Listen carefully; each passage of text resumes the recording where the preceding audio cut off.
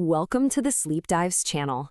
In this explainer, covering pages 590 to 623, we're diving into a really fascinating question. How do massive companies survive constant change without losing their best people? We're going to explore how to build these incredibly stable corporate communities, how to use simulated micro-worlds for learning, and how to harness the surprising power of play to solve problems that data alone just can't touch. So here's what we're going to cover. We'll start with the foundation, the idea of a corporate community. Then we'll look at the tools for learning, these so-called practice fields. After that, we'll see it all come together in an amazing story about the power of play. And, of course, we'll wrap up with how you can actually apply these ideas. All right, let's jump into our first section, the corporate community. This is all about a central puzzle. How can a massive organization offer the stability people crave while also having the flexibility to adapt to a constantly changing market? Now, this was the exact challenge a company like AT&T was facing back in the 1990s. I mean, they were dealing with downsizing, they needed totally new skills, but they didn't want to just let go of their most valuable asset, their people. So what on earth did they do? Well, they came up with something absolutely brilliant called ResourceLink. Just think of it like an internal temp agency, but for their own full-time permanent employees. So when a project ended or a department had to shrink, instead of getting a pink slip, an employee could join ResourceLink and get leased out to other parts of AT&T that desperately needed their skills. And the benefits were just huge. I mean, for the individual, you get stability. For the company, you get incredible efficiency. But the real genius, the truly amazing part, was that it created what you could call a corporate neural network.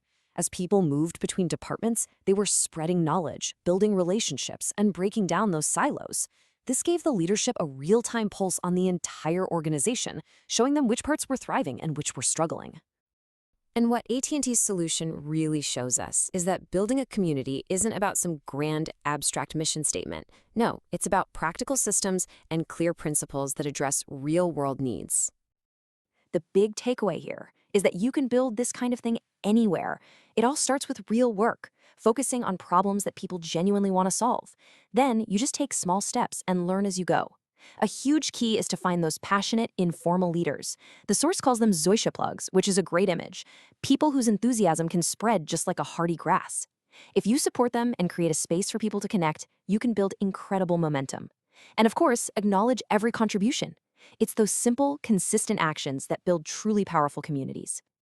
Okay, so if a strong community is the foundation, what are the tools for learning within it?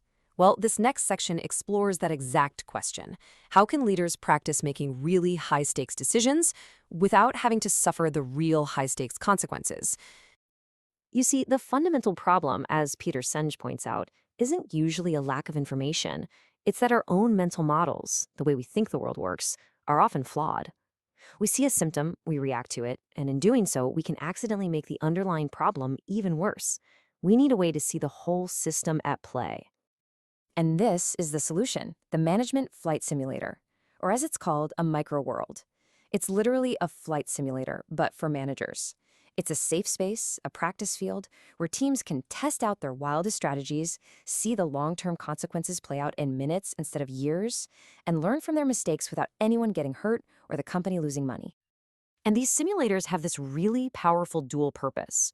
On one level, sure, they're for training, just like a pilot learns to fly the plane they're given. But the deeper purpose is all about design. It's not just about learning to operate the system as it is. It's about figuring out how to improve the system itself. It's about building a fundamentally better theory of how your business really works. But to make these things work, it's not actually about the computer. In fact, the real learning happens in the conversations and the debates around the simulation. The whole goal is to get teams to stop just fighting fires and start seeing the underlying structures that cause those fires in the first place. All right, now for the really fun part. Let's see what happens when these ideas of community and simulated learning come crashing together. This final story from DuPont shows what's possible when you move from a computer screen to a simple game board. So let's set the scene. DuPont had this serious growing problem with maintenance costs. So they did all the research, they built these sophisticated computer models, and they proved with data that proactive maintenance, fixing things before they break, was the answer. But a year later, nothing had changed. The data was crystal clear, but the people on the ground just found it all too abstract. And this is the million-dollar question, isn't it? When you've got the right answer, you've got the proof, but you just can't get anyone to act on it. Why was there such a huge gap between knowing something intellectually and actually changing your behavior in the real world? And this is where everything changed.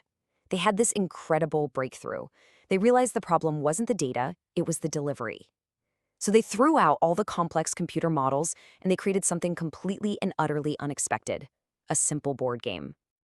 Forget spreadsheets and charts. This was tactile.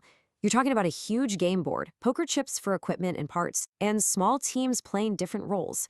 They had to physically make the trade-offs. Do we fix this urgent breakdown, or do we invest in preventing the next one? The key, as one of the developers said, was that it engaged the emotional element of making decisions.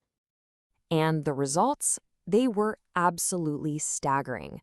Teams that played this game went back to their plants and cut critical equipment failures by 50%. And get this, they did it in just 3 months. This wasn't a small improvement. This was a complete transformation. So why was a simple game so much more powerful than a complex computer model? Well, it's because it took the players on an emotional and an intellectual journey. They didn't just see data, they experienced the system. They started out confused, then maybe a bit resistant, then they got competitive and tried to win. But the game was designed to force a shift in perspective. To succeed, they had to stop fighting each other and start managing the whole system together. That journey from being a warrior to being a caretaker is what turned abstract knowledge into a deep, shared understanding. Okay, so having seen these powerful examples, how do we translate all of this from theory into action in our own work and our own lives? Here are 3 key things to take away. First, to build community, don't aim for something abstract. Just start a conversation about a real problem that people actually care about. Second, practice thinking in systems. Before you make a big move, predict the outcome. Then, after, go back and compare what really happened to what you expected.